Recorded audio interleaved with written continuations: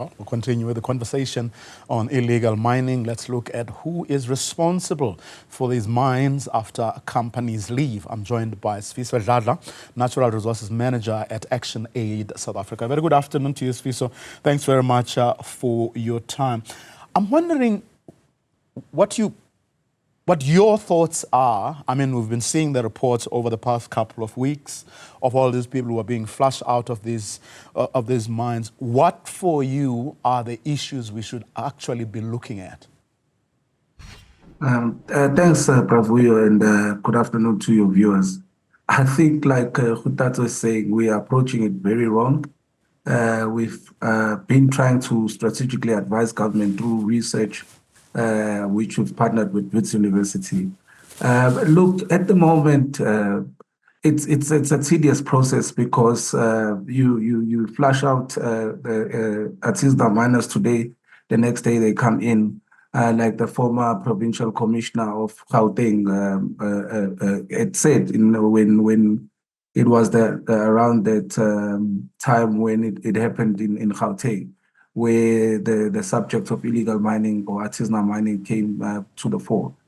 But government has been hell-bent on trying to curb the trade. However, it has never brought any different results. They've been doing the same thing over and over again, thinking there'll be different results.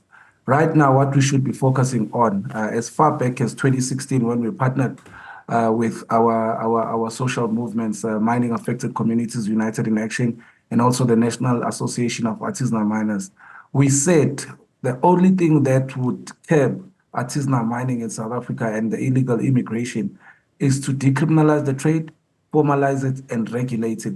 Right now, other countries are doing it. Countries like Ghana, countries like Uganda are open to it, because right now the industry is shedding jobs left, right, and center. And a hungry stomach does not know any piece of legislation. So government must not be using these billions over the years to be trying to curb it down, because nothing changes.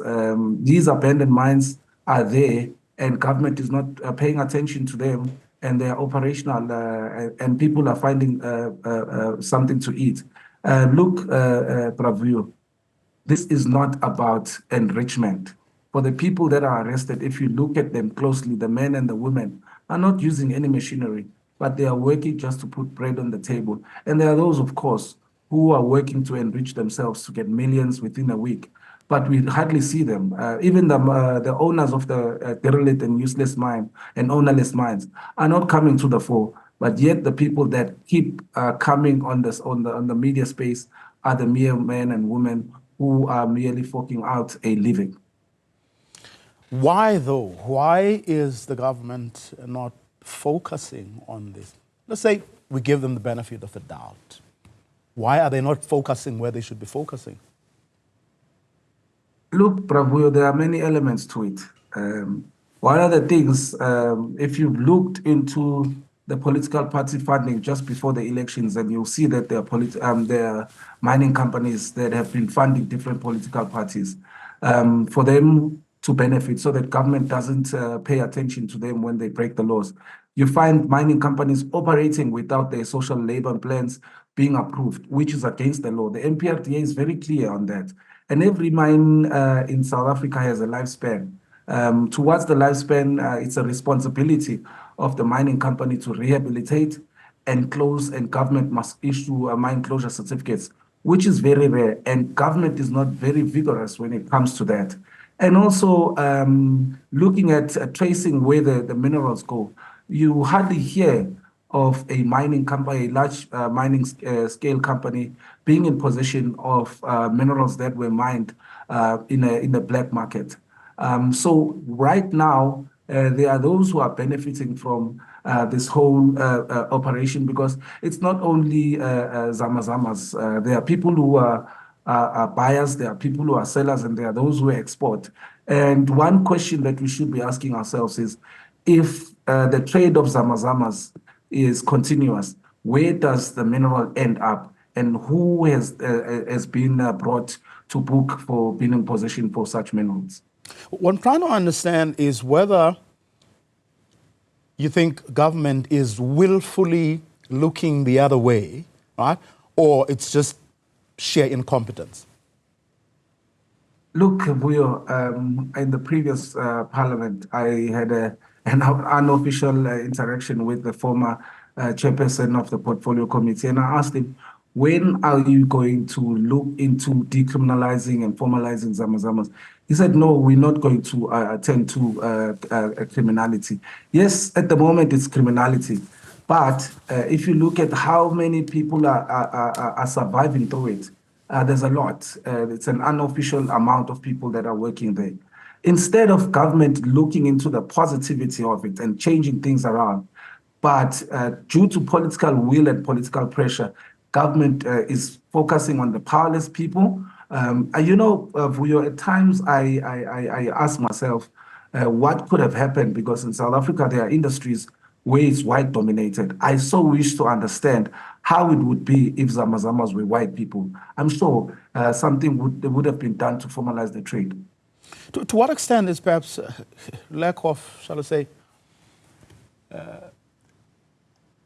the people who sit in parliament, you ask sometimes whether they are, I don't know whether conscientized is the right word. In other words, do they have their hearts and minds at the right places?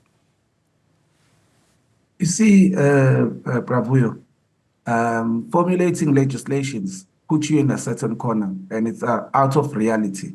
And every time, because they're dealing with law, every time when they do oversight visits, they only do without the intention of really understanding, because you've never seen government engaging, parliament engaging the actual Zamazamas. That's why we went and formed a social movement of Zamazamas. Some couple of years ago, we went and marched to the DMRE offices in Pretoria, where there were Zamazamas from as far as Kimberley, and then Mpumalanga and your Limpopo, your Northwest and Gauteng, to show that these are not faceless men and women. And we've done two separate researches with Wits University School of Mining to showcase that these are people and they are benefiting from this, and all that is needed, and they want to also contribute, because at the moment they cannot do anything because they deal with cash, because they're scared that if police raid, they will be held. And that has been the case. We've seen that. So right now, government should be opening up engagements, bringing all the stakeholders, your minerals qualifications, your Mintech, all the other real players to sit on the table. Yes, it's not something that's going to be easy, but it's something that needs to be done. And we should not be paying attention to what is happening now, because government is only employing one side, which is law enforcement, which has proven time and time and again that it's not working. So right now, what we should be focusing on is sitting around the table and say, how do we move forward in formalizing the trade so that people can earn a living? And in most cases, you ask yourself, how would this happen? Bravo.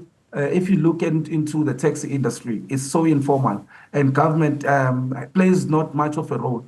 But the role of compliance enforcement lies with the taxi associations. And this is exactly the route we could take, so that everybody that works within here would be somebody who's registered, would be somebody who's known, and would be somebody who would be able to pay their taxes and their dues. So that at the end of the day, we're fighting poverty, and so that people are able to earn a decent and honest living, and life would go on. Because right now, there are no job opportunities. The economy is bleeding, but there is an opportunity. Instead of looking at it as an opportunity, but we keep looking at it as a threat in terms of law enforcement. And now with Operation Valumkot, we've seen billions being spent. And that not only that, because some years ago, there was a joint portfolio committee that had also the police, and also we've heard even the past minister saying that they will form a unit that will deal with illegal mining.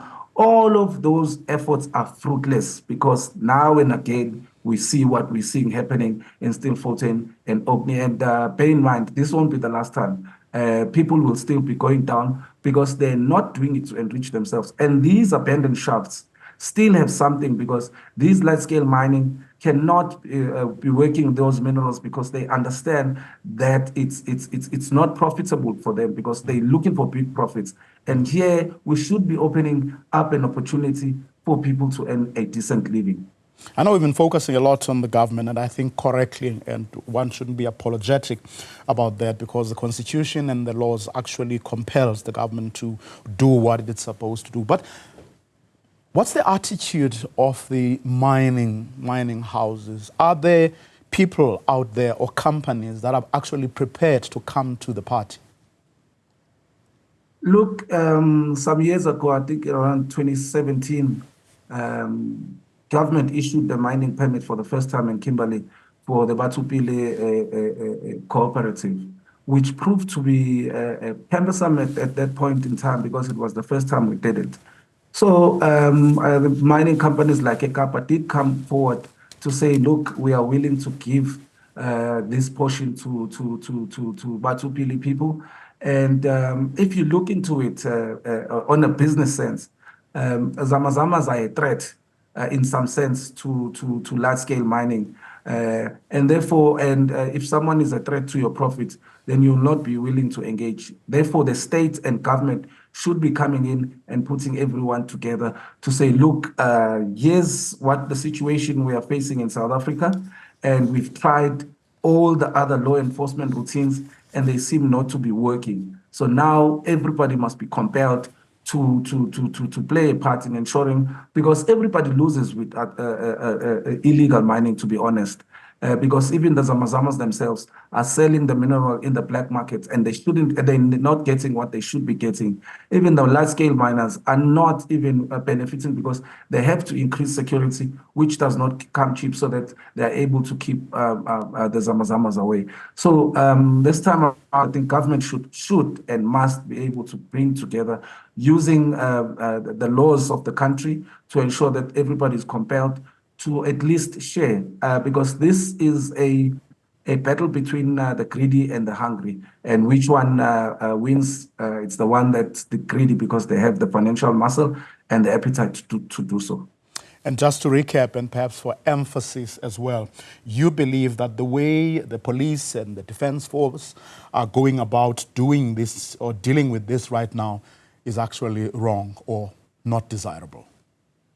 It's fruitless. It has been proven. There's evidence out there.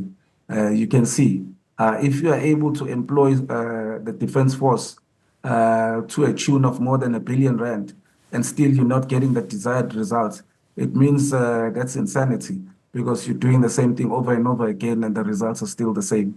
So it means you will keep employing more and more members of the defense force, yet you're not getting the desired outcomes.